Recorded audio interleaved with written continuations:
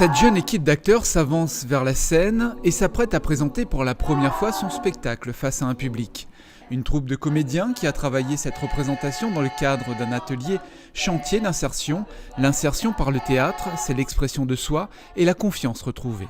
Cette capacité à s'extérioriser, à retrouver confiance en soi, c'est très important, à travailler en équipe, à retrouver vraiment confiance en soi, c'est primordial. Des scènes de la vie quotidienne sont jouées avec, comme fil conducteur, les violences conjugales au quotidien et les différentes formes d'addiction. C'est une thématique qui s'est imposée, tout vient d'eux, nous avions envie de questionner cette difficulté qu'on a à être en relation avec les autres et toutes les formes de violence que ça peut prendre. C'est la relation par exemple au sein du couple, dans le travail, face à soi-même, face à la rupture sentimentale. C'est des relations, quelquefois c'est des choses violentes et puis des phénomènes d'addiction. Moi, j'arrête de fumer, c'est une scène sur l'addiction à la cigarette. Et c'est pour montrer les difficultés à arrêter, vraiment le bon et le mauvais côté en fait de l'esprit qui nous dit mais oui il faut arrêter, et puis l'autre qui nous incite à continuer parce que c'est bon, parce que c'est cool, parce que c'est chouette, c'est toutes les difficultés de l'addiction. Je suis dans un sketch où justement j'interviens en tant que personnage un peu soulard qui sort devant la boutique avec ses potes et quand il arrive chez lui, il engueule un peu sa femme. C'est pour montrer un peu aussi le côté macho de l'homme, qu'il faut avoir des parts égales de la chose. Pendant une année, ces volontaires inscrits dans une démarche d'insertion vont travailler leur jeu d'acteur au théâtre tout en réalisant leur projet d'insertion professionnelle. 2 volets de ce chantier d'exception qui porte ce public. Ça nous aide à prendre confiance en nous aussi. Moi, ça m'a aidé à prendre confiance en moi, chose qu'avant j'avais pas, avec ma timidité. Ça nous permet d'être nous-mêmes, d'aller au-delà de notre capacité, de prendre confiance en nous et de pouvoir nous dire que nous aussi on est capable. C'est vraiment un grand truc parce que, comme ma collègue a dit, on n'avait pas vraiment confiance en nous. On avait des vécus un peu tous similaires. Et du coup, ça a permis de nous regrouper et de vraiment donner quelque chose de valorisant. Cette troupe se produira tous les jeudis soirs au village Corail de Saint-Paul, partenaire de cette action. Les représentations seront forcément dépendantes des contraintes sanitaires.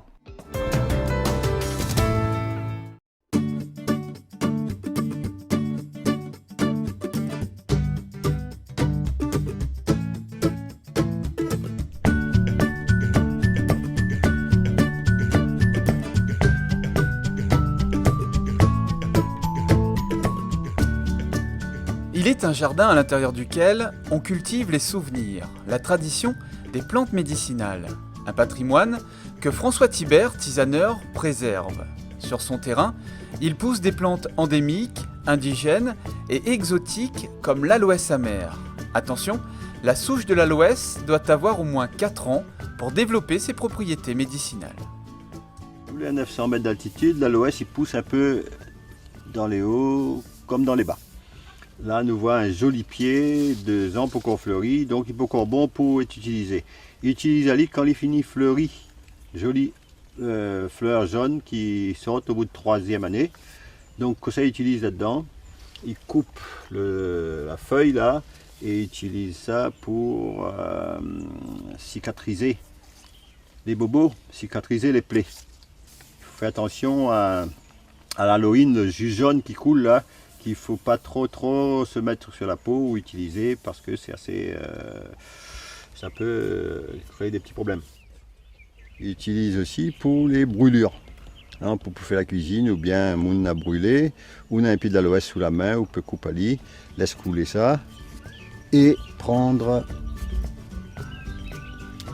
éplucher, voilà. Et puis passer dessus comme ça. Là, on a coupé 2-3 jours, on a coupé une petite coupure, c'est rien du tout, mais l'aloès a bien aidé à moins pour cicatriser ça.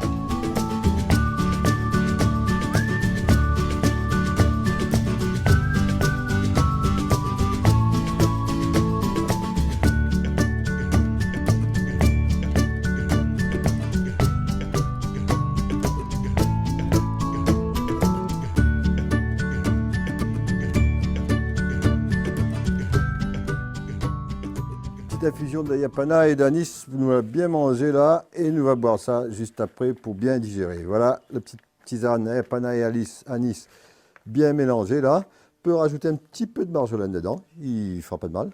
Voilà, nous l'avons à 5-6 personnes là, voilà la dose pour 5-6 personnes. Nous allons mettre ça dans un petit récipient là, pour verser là-dessus de l'eau que la bouillie. De l'eau chaude.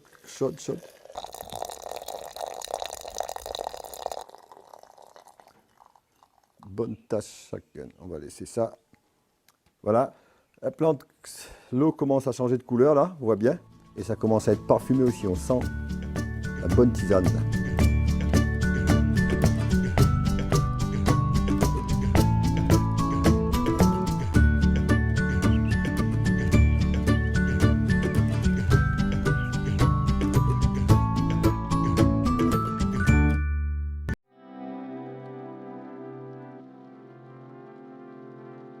Nous pouvons être fiers des grands chantiers que nous menons en faveur de la transition écologique et solidaire. Aujourd'hui, nous, département, voulons aller encore plus loin. Nous adoptons un grand plan de transition écologique et solidaire qui nous permettra de faire notre part dans cet immense défi. Face au dérèglement climatique, à la perte de la biodiversité, à la pression sur les ressources naturelles, face aussi à l'opportunité d'évoluer vers une société plus solidaire et plus sobre, le département s'appuie sur l'ensemble des Réunionnais pour trouver des solutions. 1067 propositions ont émergé de la concertation organisée en octobre-novembre 2020. Elles constituent aujourd'hui le socle de ce plan de transition, de la feuille de route du département pour contribuer plus et mieux aux défis du développement durable.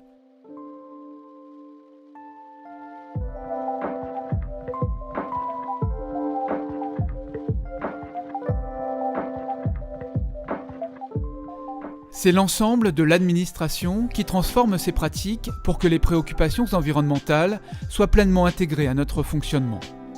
Nous diviserons par 2 la quantité de déchets non recyclables générés par notre activité d'ici 2025. Nous expérimenterons au sein des directions volontaires plusieurs actions de réduction des déchets non recyclables. Grâce au partage d'expériences et en s'adaptant à chaque situation spécifique, nous généraliserons les actions les plus pertinentes. Les élus et les agents n'ont pas attendu la mise en place d'un plan de mobilité pour laisser leur auto à la maison. Ça fait 5 ans que je prends le bus pour venir travailler. Donc ça fait des économies déjà. On n'a pas d'essence à dépenser, on n'a pas de voiture à faire des révisions. Là-dessus, c'est super, on n'a rien à dire. Aujourd'hui, entraînons l'ensemble des agents et élus dans une mobilité plus durable, en se déplaçant moins et mieux. En 2023, nous souhaitons que 500 personnes du département aient évolué vers un transport moins polluant grâce, par exemple, à une plateforme de covoiturage. Nos achats doivent entraîner les entreprises de La Réunion vers de nouvelles technologies et façons de faire. Pour cela, nous visons en 2026 un objectif de 50% de marché comprenant une clause environnementale dans un dialogue constant avec le monde économique.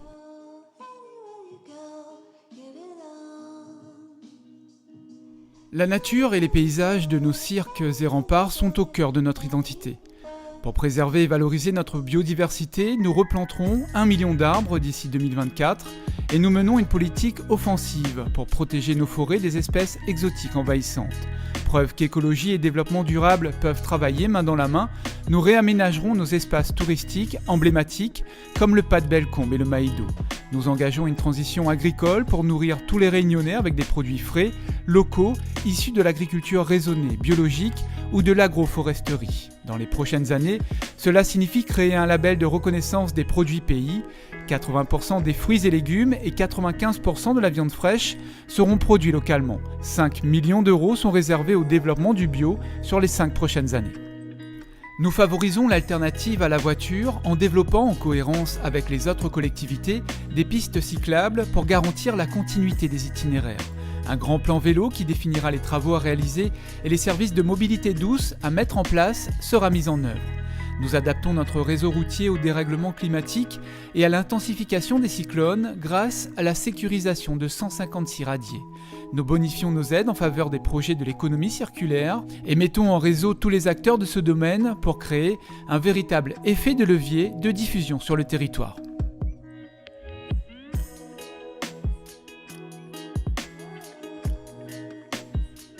La transition écologique doit être solidaire. Elle nous associe tous pour que chacun puisse y contribuer, mais également qu'elle profite à chaque Réunionnais et Réunionnaise. Faire des économies en faisant de l'écologie, c'est possible, et nous le montrerons en proposant à nos publics des ateliers de confection de produits ménagers, de redécouverte des pratiques longtemps, de cuisine pour limiter le gaspillage. Nous associons tous les Réunionnais à ce grand mouvement grâce à un plan de sensibilisation qui intègre aussi les plus jeunes dans les crèches, établissements scolaires, établissements d'accueil d'enfants ou de jeunes adultes. Parce que nous ne pouvons rien faire seuls, nous mobilisons et appuyons nos partenaires pour développer des actions conjointes de transition écologique et solidaire.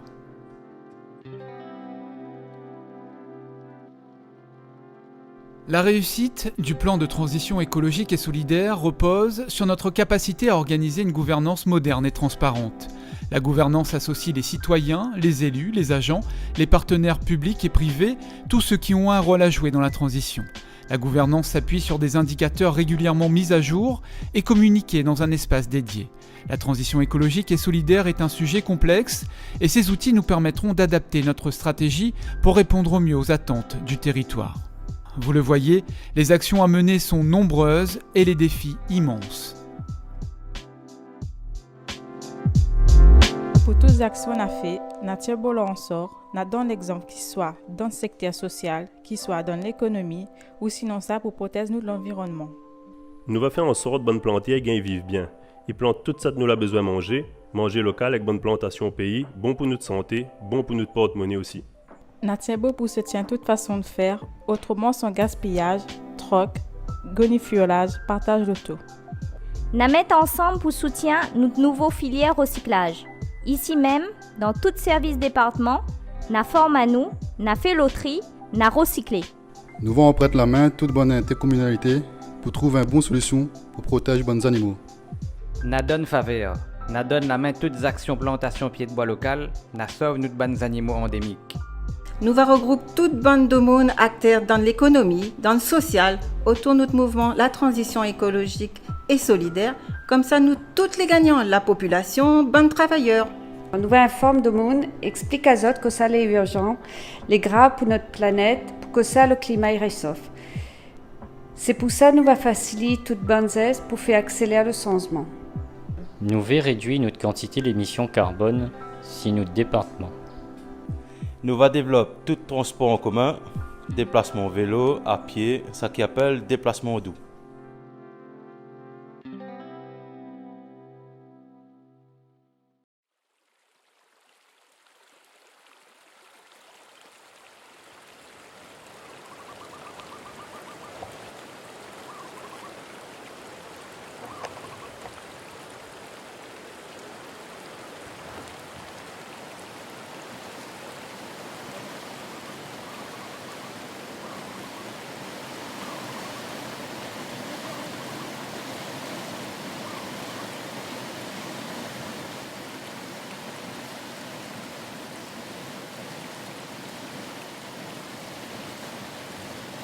Monsieur!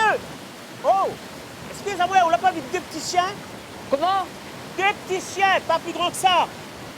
Pas un fond là! Suive là, va voir, va ton vazon! Ok, les corrects, allez, bonne journée à vous, hein.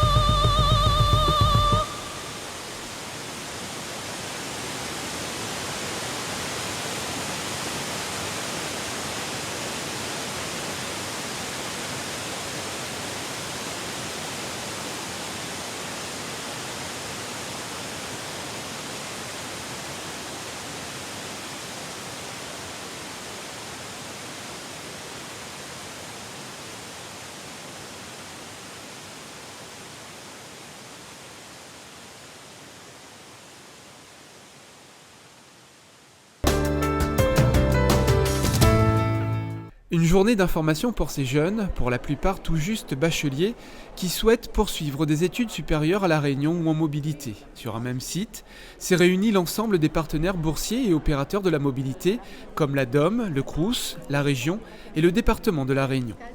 Glaner quelques informations pour les en étant non boursier et voir si ça a changé depuis 5 ans les bourses. Du coup, là, je cherche un master en métropole, j'attends les réponses. Et je suis venu ici pour récolter des informations par rapport aux aides. En fait, des renseignements pour l'APEL ou si je peux avoir aussi des aides, vu que c'est la première fois que je vais étudier en France. Cette 5e journée d'information s'est tenue au théâtre de Champfleury. Des conférences ont également permis des échanges entre les différents partenaires. Le département présente ses 4 grands dispositifs d'aide aux études supérieures. Les dispositifs phares sont la bourse départementale, c'est une aide financière qui est accordée sous conditions de ressources, l'allocation de scolarité qui concerne plutôt les étudiants qui sont inscrits dans des parcours d'excellence, dits d'excellence, des écoles de commerce, des écoles de management, des parcours d'ingénieurs par exemple. Et puis nous avons d'autres dispositifs comme nous bénéficions d'un droit de réservation pour 85 chambres à la Cité internationale universitaire de Paris. Donc possibilité pour ceux qui sont dans des niveaux master 1, master 2, d'accéder à ces chambres à Paris.